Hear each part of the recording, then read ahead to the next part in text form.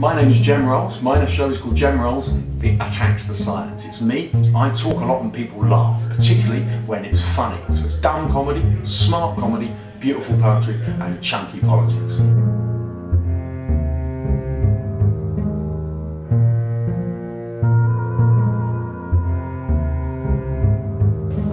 Well, it's a performance poetry show, so it's 12 different pieces on totally different themes. It's dumb comedy, smart comedy, beautiful poetry and chunky politics. So it's a right old mix of stuff. I'm very fast, and big and loud, and kind of occasionally I try and remember to be kind of soft and fluid and kind of easy, and it's a right old mix of stuff. A lot of people have never seen anything like it, and it's a poetry show.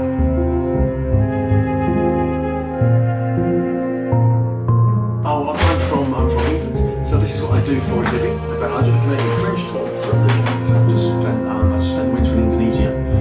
Not long, just got back from a sort of month on a remote, distant isle, the Banda Islands, which are in the middle of the Banda Sea. I've never actually ever been. I've never even heard of the Banda Sea. I thought, I'm 50, so I thought I'd heard of all the seas on Earth. But anyway, so I found myself in the middle of the sea. I'd never heard of these 6 small islands where there was some, surrounded by coral, that sea, sharks, turtles, and Napoleon fish and all that kind of stuff. And that's where I was kind of writing and finally rehearsing the show. And so I tend to sort of spend the winter spending the whatever I've made over the summer. And so normally I go from Winnipeg to go from Montreal to Vancouver. And this year I'm going to do the Edinburgh Fringe, which I used to do a long time ago. And I thought it was about time I tried it again. So Montreal's the first step on the tour. And the tour is absolutely full on, and Montreal's one of my favourite cities on earth, and any excuse to be here every June. I've been here every June for the past 12 years, and yeah, I love it a lot really. And this is where the show starts. You have to start somewhere, and I start tomorrow. It's the first time you do a show. It's like the scariest exam you'll ever do your entire life, and that's what tomorrow's going to be. So I'm trying to relax today, because I'm not going to be relaxed tomorrow.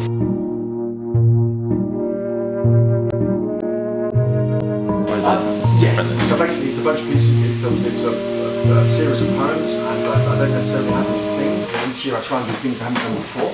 So this year I've got a full-on, exceedingly gooey, soppy, sentimental love poem. Never really done a love poem before.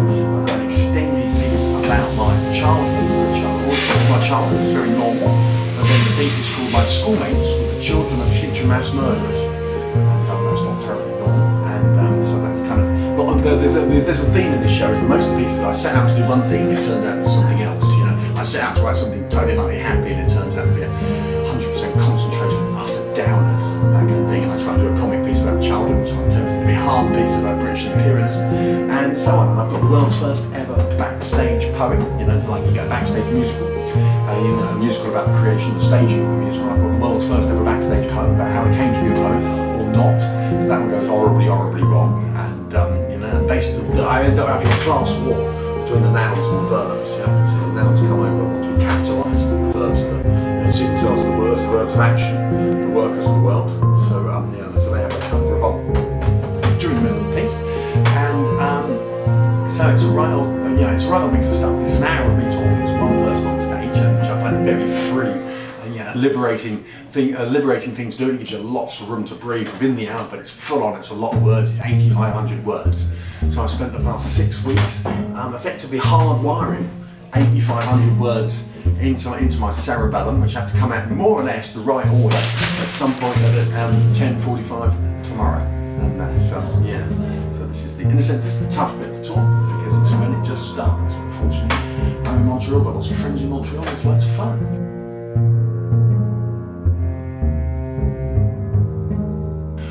I think more than anything else, people haven't seen it before. It's unlike anything they've ever seen in their life before, and I've got plenty of reviews and plenty of people say, I just didn't know it was actually possible for anyone to do that. It's kind of a feat of memory, so, and I'm very physical, I'm very full on, I use the space in lots and lots of ways. I'm just about to do a technical run through it and find out what the possibilities of the small space are. So I'm in a small 45-seater, which is always really nice, because it's kind of easy to fill small space with yourself, and that's kind of the gig. So if they haven't seen it before, it's unlike anything you've ever seen in your life before. And if you haven't, I'm doing a whole bunch of things that I haven't done before. And each each year I feel like I have to, because I am coming back time and again, each year I'm trying to sort of do things I haven't done before, which is part of the fun of the process, you know. And so in terms of writing terms, performance terms, in terms of what I'm trying to do, you know, with actually the ideas behind the piece, I'm, you know, continually trying to stretch things. And I do feel, because I'm operating in the realm of spoken word, the realm of performance poetry, and I think lots of things have never been done in terms of spoken words. I think it's an art form which is still kind of new. Of course, it's the original art form, it's the first art form there ever was. In the end, it was in the beginning, it was just poets, you know, before some bastard invented sort of, you know, one-stringed instruments and fucked everything up for the rest of us. You know, it was just poets, and more poets. Those are the good old days, yeah. And ever since somebody invented the one-stringed instruments, we've been, you know, trying to get ourselves back into the, you know, back into the foreground. Anyway, so but I see it as a new medium. Lots of things have never been done. So just putting language to work together in ways which you've already done. And I go for the idea if you do that, you know, if you've got a lot of ideas and you do them at speed with energy, particularly with varied energy, you end up in some way doing the age that you live in, expressing the age that you live in. And I think that's, you know, I've gone around the houses with various aesthetic theories about how to do this and that and the other. I've just gone, no, basically, if you just chuck it all in, do it with some gusto, you end up doing the age.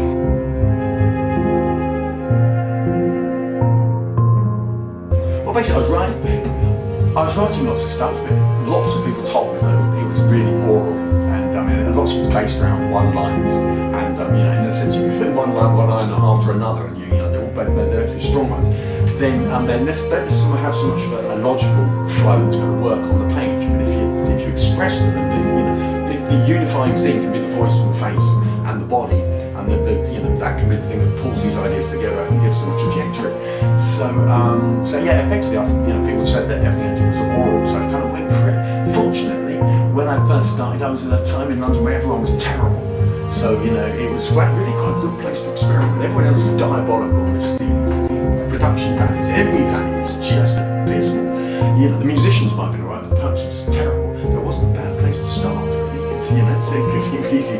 You know, if you were failing abysmally, you didn't really stick out terribly much once everyone else was. So anyway, then I started running shows and, you know, and trying the Edinburgh Fringe, and so it was quite a long process of getting sucked into this possibilities. And you know, just every time there should be more possibilities and more possibilities. That still seems the case.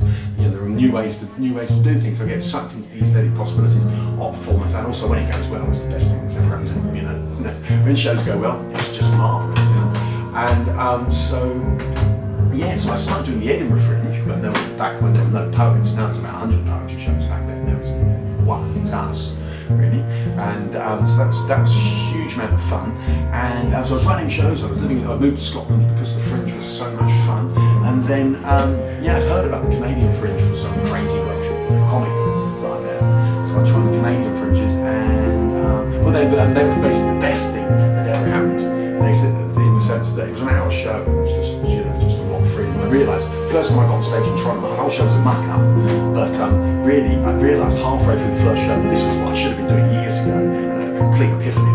You know, that tomorrow I did the show miles better than I was doing it right now, which is really what happened. So you just get sucked in by the possibilities and the fun, really, and then effectively, yeah, you can actually make some money doing Canadian Fringes. You know, it's not why you do it. You do it for the fame, because it's the most fun I've ever had, and it's the aesthetic challenge. But success is numbers is money. And so then I was in a position where I was running shows in Scotland. It was lots of fun running shows in Scotland. You know, loads and loads of press all over. You know, Scotland was on unheard of scale, really. And but ultimately, I wasn't writing new material, so it was like, you know, I had to stop running shows and start writing shows. And you know, you'll find a lot of people, you know, not knocking about here. You know, you either administrate or you create. And I bet very few people can successfully kind of administrate the arts and create artwork at the same time. There's not many. So I just had to scrap any kind of running shows in order to write shows. And then, well, why do I have to be one place to write a show? Why not write a show in India, you know, Southeast Asia, Denmark, or anything like that? So that was just the freedom of the situation I was in. You know? So why not embrace it? So I've been spending lots of weeks in different places, and I've just been in Indonesia, really. So that's how I kind of got sucked into it. But I think I'll move to Edinburgh for next winter. I'll do the Fringe and just not leave. Everyone, by the end of Edinburgh's like shattering thing. That's, you know, that can happen to you in terms of it's 23 days.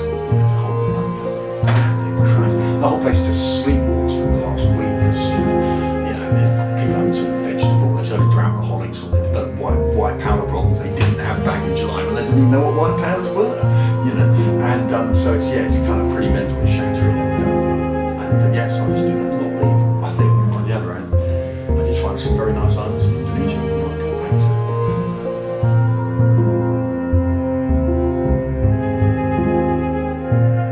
I've been to India twice, Winnipeg, Edmonton, Copenhagen, Laos, Thailand, and then Indonesia and Malaysia. I spent 2 6-month stretches in India, so that's quite shattering actually. India's an exhausting place to do. When I went to Indonesia this year, I just found nice places to sat for 2 weeks, rather than get on a bus and go through all that again. And, basically, it's one of those things about travelling is finding a nice place and realising this place is great. I'm just going to sit here for 10 days and do nothing. It's part of the trick, actually.